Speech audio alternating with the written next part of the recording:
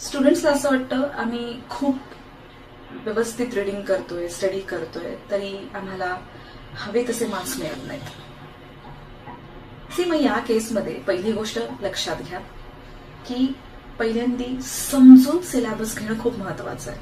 आणि त्याच्यासाठी जे प्रोफेसर्स लोक आहेत त्यांची मदत तुम्हाला 100% होणार आहे. म्हणजे तेव्हा तर फक्त मार्क्सच नाही वाढणार, तर अंडरस्टँडिंग त्या सब्जेक्टचं क्लिअर होत असतं.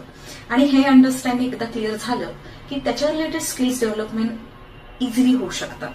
पण जर बेसिकच अंडरस्टँडिंग कॉन्सेप्ट क्लिअर नसतील तर तुम्ही कितीही वेळ अभ्यास केला, कितीही तास त्याला दिले, तरी ते वर्कआउट व्हायचे चान्सेस हे नेहमी कमीच होऊन जातात.